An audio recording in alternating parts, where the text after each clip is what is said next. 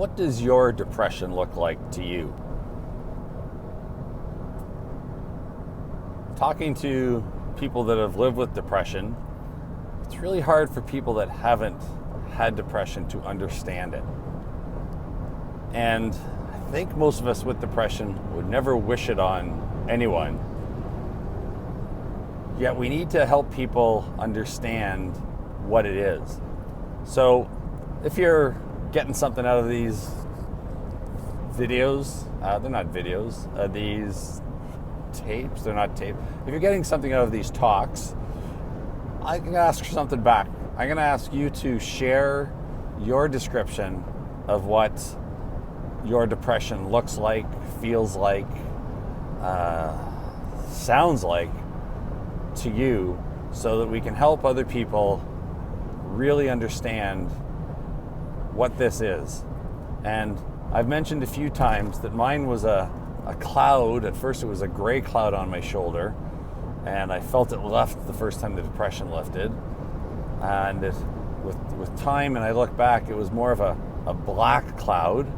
I remember actually dating a girl back in high school, and we broke up because I had this blackness about me that I didn't know what it was, and she was just too beautiful of a person to have to be connected with that blackness. So we broke up. I didn't know what it was. We hadn't had major fights or anything. There was just, she was too beautiful to be part of that, and maybe built in there was a part that I didn't deserve someone so beautiful in my life. So the black cloud is one way for me, and it just hangs over you and it just weighs on your shoulders. And I actually felt my shoulders drop when I said that. Attitude of gratitude. Having a car. So I'm grateful for having a car. Often I've read people talk about the black dog or the black shadow that follows you around everywhere you go, and you just can't get rid of it. I'm not big of the black dog concept because I love dogs, and research shows that people coming back from war in the States, there's studies of people coming back from the various wars that have had PTSD, post-traumatic stress disorder. They tried antidepressant medications with them, anti-anxiety medications. They tried talk therapy with a psychologist or a therapist. They tried group therapy with sharing with other groups. And then they tried giving them animals or dogs or puppies. And many different ways worked. But the one that worked the most, the highest, was having a puppy. Wow, what does a puppy have to do with PTSD and depression and anxiety? Oh, I know what. Unconditional acceptance. Puppies don't judge us. Dogs don't judge us. We come home from a crappy day at work, they come running to the door with their tail wagging. They're happy to see us. They cuddle up there beside us. They give us affection and love. Wow. Dogs do that. Cats might too. I'm not a really big cat person, so but I believe cats probably do the same thing. But dogs for PTSD. So one of the things I've been sharing over and over is the best way to help someone with depression is to have unconditional acceptance. Totally accept where they're coming from. Do your best not to judge, and love them where they're at and support them best you can. Now that's not really an answer most people want, because they want to help them snap out of it. But that's where you got to understand depression is the illness of not being able to snap out of it.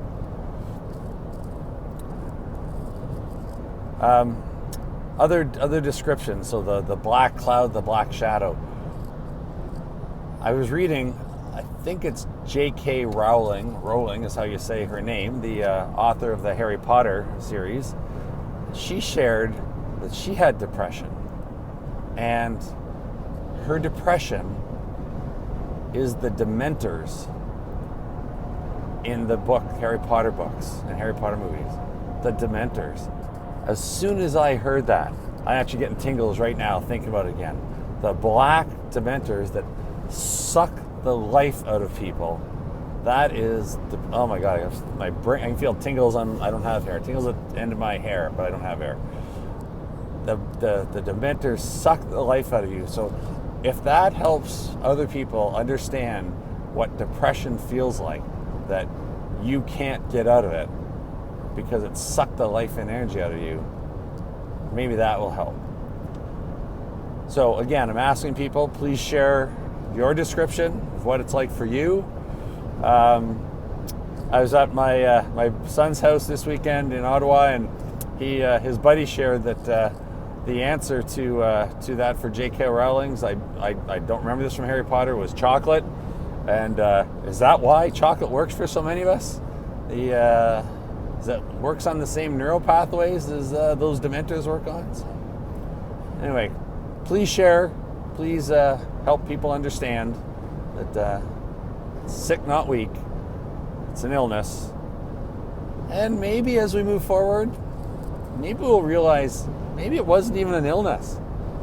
Because most of the kids I deal with on a regular basis, and the people I deal with that have depression or depression type symptoms, they're the people that their friends go to lean on when they got a lot of crap going on in their life.